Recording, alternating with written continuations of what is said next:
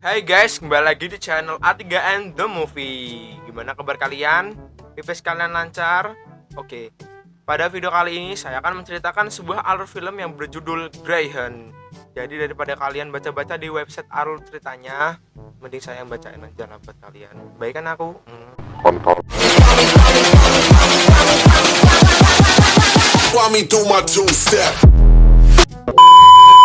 Oke, film ini mengambil latar waktu saat Perang Dunia Kedua.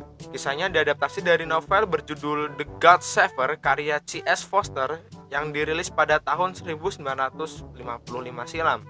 Cerita berawal saat komandan kapal perang angkatan laut Kapten Ernest Cross yang diperankan oleh Tom Hanks ditugaskan memimpin 37 kapal sekutu melewati Atlantik Utara. Konvoi yang dipimpin Kapten Ernest akhirnya memasuki kawasan perbatasan. Sayangnya, kawasan tersebut lepas dari pelindungan udara Amerika. Disitulah deretan kapal sekutu yang dipimpin Kapten Ernest disergap kapal selam U-boat dari Angkatan Laut Jerman. Ganasnya lautan sering menyulitkan Kapten Ernest. Sebaliknya, pergerakan kapal selam Jerman lebih gesit dan keberadaan mereka sulit dideteksi. Meski begitu, Kapten Ernest berhasil mengamankan posisi di atas kapal selam Jerman dan meluncurkan tembakan. Jadi saya ingatkan, ini adalah full spoiler content. Oke, ketimbang spoiler terus langsung aja ke alur ceritanya. Film ini diawali dengan sebuah pidato yang dibaca oleh presiden pada saat itu. Isi pidato tersebut tentang hilangnya 3.000 jiwa dan juga pidato tersebut menyebutkan tradisi tentara angkatan laut yang berbunyi, Damn the torpedoes, full speed ahead. Scene berikutnya berada pada kapal yang dipimpin oleh Kapten Ernest. Di ruangannya, ia sedang memanjatkan doa untuk meminta kekuatan menghadapi musuh-musuh yang sangat keji. Dan pada saat berkaca-kaca, Kapten Ernest mengingat saat ia bertemu dengan kekasihnya di sebuah gedung yang saat itu sedang mengadakan pesta Natal. Di saat ia berbincang-bincang sambil bertukar kado Natal, di tengah-tengah percakapan, Kapten Ernest ingin sekali mengajak kekasihnya menikah di sebuah pantai tropis. Tapi bukannya diterima, kekasih Kapten Ernest ini malah menolak dengan alasan dunia saat ini sedang gila. Katanya, meskipun Kapten Ernest menyesal dengan keputusan kekasihnya, ia lantas mengucapkan sebuah kata-kata sederhana tapi membuat puwu. Cie. Jadi Kapten Ernest itu bilang, aku akan selalu mencintaimu Evie, tak peduli diriku, bahkan bila aku berada sejauh 1000 km. Aku akan berharap kau tiba-tiba muncul, karena bila kau muncul, itu adalah perasaan terbaik di dunia.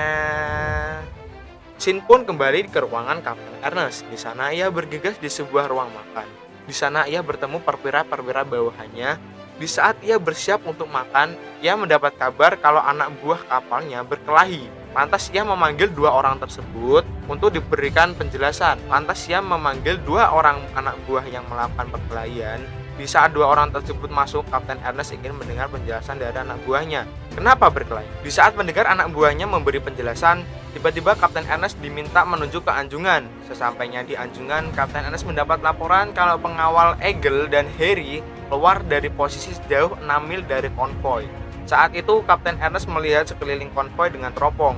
Ia mendapat pesan yaitu Hauptdampf melapor transmisi Jerman baringan 087 derajat jarak 15-20 mil yang kemungkinan U-boat. Mendengar kabar tersebut, Kapten Ernest membalas pesan tersebut bertuliskan ia akan mengejar transmisi itu. Setelah pesan itu disampaikan, Kapten Ernest memberitahu kepada semua pengawal konvoi untuk kembali ke posisi masing-masing. Setelah memberitahu semua pengawal konvoi atas transmisi Jerman, Kapten Ernest mengumumkan siaga tempur. Semua kru pun lantas keluar dan menuju pos masing-masing untuk siap tempur. Shin pun berganti di ruang radar. Di radar tersebut mendapatkan transmisi Jerman yang memiliki jarak sejauh 15 mil dan target pun semakin mendekati kapal Kapten Ernest. Di tengah-tengah ketegangan menghadapi musuh, Kapten Ernest mendapat laporan dari ruang radar kalau target menghilang dari radar sejauh 6 mil. Kapten Ernest pun membalas laporan tersebut untuk melakukan jalur penyegatan. Di waktu yang bersamaan, sonar kembali mendapatkan transmisi Jerman. Tetapi transmisi itu samar-samar, dan sonar pun kembali mendapatkan transmisi. Mendengar kabar tersebut, Kapten Ernest memintakan anak buahnya untuk membelokkan kapal ke kiri dengan kecepatan maksimum. Sonar kembali mengabari ke anjungan kalau jarak kontak musuh semakin dekat, tetapi anak buah Kapten Ernest malah tidak fokus karena ia menderita flu. Dia juga tidak mendengarkan laporan yang diberikan dari ruang sonar. Ia pun lantas ditegur oleh rekannya. Bahkan jika terulang, dia akan digantikan. Di tengah-tengah ketegangan, Kapten Ernest berkata, "Akuilah dia." maka dia akan mengarahkanmu. Dan setelah mengatakan hal tersebut, ruang sonar kembali melaporkan kalau kontak musuh menghilang dari jangkauan. Dan secara tiba-tiba, sonar kembali mendapatkan kontak musuh dengan jarak sekitar 700 meter. Dan kontak tersebut semakin dekat. Setelah kontak musuh benar-benar sangat dekat, Kapten Ernest menyuruh krunya untuk menurunkan bom air untuk menghancurkan U-boat tersebut. Dan bom pun meledak di mana-mana. Tetapi upaya tersebut sangat gagal karena tidak ada tanda-tanda puing-puing atau tumpahan minyak. Saat Kapten Ernest melapor tindakan yang ia lakukan tidak memakan hasil, dengan waktu yang sama seorang anak buahnya melihat tumpahan minyak yang berarti tindakan Kapten Ernest tidaklah gagal. Dan Kapten Ernest pun percaya kalau ia benar-benar menenggelamkan U-boat tersebut yang diiringi dengan deru kru yang sangat bahagia. Wow. Peluit pun berbunyi dan Kapten Ernest pun kembali meyakini kepada anak buahnya kalau tindakannya berhasil. Mendengar hal tersebut, kru pun benar-benar bahagia. Kapten Ernest pun mengakhiri siaga tempur dan menyuruh untuk mempersiapkan makanan hangat. Dan Kapten Ernest pun sangat bahagia atas kerja Epstein, yaitu seorang yang berada di balik sonar. Dan kapal pun kembali ke konvoi. Di perjalanan kembali ke konvoi, Kapten Ernest mendapat laporan berkurangnya cadangan bahan bakar dan juga bom air karena pengejaran U-boat tersebut. Tiba-tiba di tengah kebahagiaan, Kapten Ernest mendapat laporan yaitu 2 suar mara bahaya yang diluncurkan dari belakang konvoi, dan saat Kapten Ernest memeriksanya, ternyata kapal dagang Yunani yang bernama Despotiko sudah hancur dan terbakar hebat. Dan Kapten Ernest pun mempersiapkan evakuasi untuk kapal tersebut. Siaga tempur pun kembali disiarkan. Saat Kapten Ernest ingin kembali ke anjungan, tiba-tiba sebuah torpedo menuju ke arah kapalnya dengan jarak 500 mil. Kapten Ernest pun memerintahkan untuk membelokkan kapal ke kanan secara penuh dan torpedo pun tidak jadi mengenai kapal. Ruang sonar tiba-tiba mendapatkan suara dari kejauhan di buritan kiri, tetapi arahnya tidak pasti. Kapten Ernest pun menyuruh Epstein untuk menyapu di sisi kanan. Saat Kapten Ernest kembali masuk ke anjungan, ia mendapat laporan dari Cedana kalau kapal tersebut berhasil menyelamatkan 42 jiwa. Dari kapal dagang Espotiko, Kapten Ernest juga mendapat kabar kalau kapalnya hampir membeku karena rusaknya selang uap. Dan di waktu yang bersamaan, Kapten Ernest mendapat laporan kalau ada 6 kontak U-boat menuju ke konvoi. Dan inilah titik yang digunakan musuh menyerang secara berkelompok seperti serigala menyerang saat malam hari.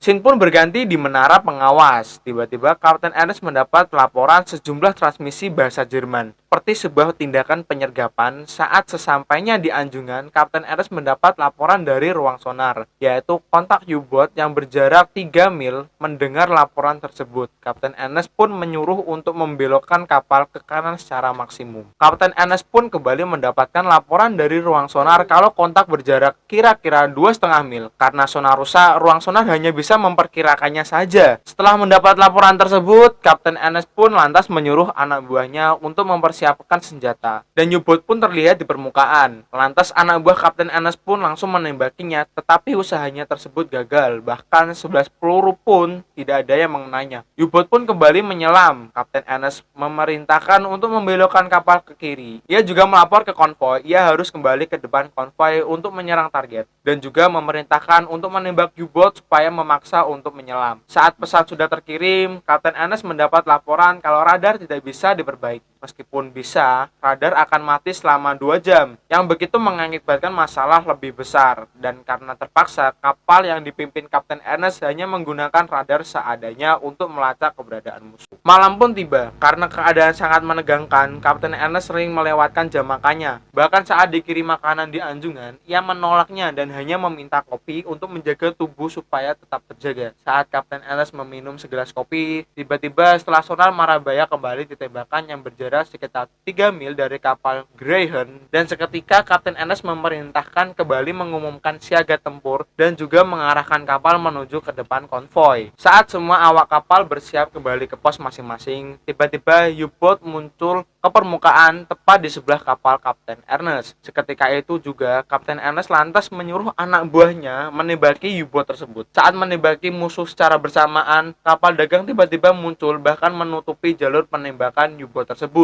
Bahkan bukan hanya menutupi jalur penembakan, kapal dagang bahkan hampir bersenggolan dengan kapal Kapten Ernest karena jarak yang terlalu dekat. Dengan kecepatan penuh, Kapten Ernest lantas membelokkan kapal untuk menghindari tabrakan. Saking dekatnya, kapal Kapten Ernest menyerempet kapal dagang tersebut. tetapi tidak menimbulkan bahaya yang sangat kacau, hanya menggores sedikit di bagian kapal dagang. Saking bahayanya, anak buah Kapten Ernest hanya terduduk diam atas peristiwa tersebut. Ia hampir saja tidak mendengarkan perintah Kapten Ernest, bahkan harus menyadarkan anak buahnya supaya melakukan perintahnya. Saat kapal maju ke depan, salah satu anak buah Kapten Ernest melihat U-boat di antara kapal dagang sekitar 900 meter jaraknya. Dan di waktu bersamaan, kapal dagang pun meledak karena serangan torpedo yang ditembaki oleh U-boat. Karena saking jengkelnya anak buah Kapten Ernest menembaki U-boat tersebut. Tetapi Kapten Ernest lantas memerintahkan untuk tahan tembakan karena kapal dagang ada di jalur tembak. Kemungkinan bisa saja mengenai kapal dagang. Dan di saat senjata berhenti menembaki, kapal Kapten Ernest pun malah kena sasaran tembak dari salah satu kapal konvoi karena tidak bisa melihat kapal Kapten Ernest. Karena serangan tersebut, salah satu anak buah Kapten Ernest yang berada di anjungan kena tembakan tepat di bagian leher. Setelah berhasil menembakkan torpedo, U-boat pun menyelam untuk kabur, tetapi Kapten Ernest tidak membiarkan begitu saja. Ia memerintahkan anak buahnya menembakkan bom air yang bertujuan meledakkan si boat tersebut. Sonar pun melacak keberadaan target yang sedang menyelam karena berdekatan dengan kapal dagang. Terlalu banyak suara baling-baling, Epstein bingung untuk memastikan keberadaan target. Di waktu yang bersamaan, tiba-tiba Epstein mendengar sesuatu. Ia lantas memberikan koordinat kepada Kapten Ernest. Mendengarkan koordinat tersebut, Kapten Ernest lantas memerintahkan Tuan Lopez untuk meluncurkan bom air. Bom air pun meledak di mana-mana. Tetapi belum ada tanda-tanda puing-puing ataupun tumpahan minyak. Kapten Ernest pun menyuruh Tuan Lopez untuk menembaki bom air lagi. Tetapi lagi-lagi usaha tersebut tidak memakan hasil. Di waktu yang bersamaan, Epstein mengkoreksi suara kipas tersebut. Ia masih ragu-ragu terhadap suara tersebut. Bahkan, Epstein juga menginfokan kalau suara tersebut hanya diam di tempat saja, alias tidak bergerak. Di waktu yang bersamaan, kapal minyak pun meledak dengan sangat dahsyat. Kapten Ernest pun mendapat pesan dari Cadena kalau kapal konvoi rentan terhadap serangan. Ia juga meminta bantuan dari Kapten Ernest untuk melindungi konvoi. Di sini, Kapten Ernest harus berpikir antara kembali ke konvoi atau menyelamatkan orang-orang yang selamat dari kapal minyak yang meledak. Kalau memilih menyelamatkan orang yang selamat, kapal Kapten Ernest bisa saja telat untuk kembali ke konvoi dan melindungi yang lain. Dan kalau memilih langsung meninggalkan orang yang selamat, tetapi korban yang selamat dari kapal minyak jaraknya tidak terlalu jauh dari kapal Kapten Ernest. Akhirnya Kapten Ernest pun memilih untuk menyelamatkan orang yang selamat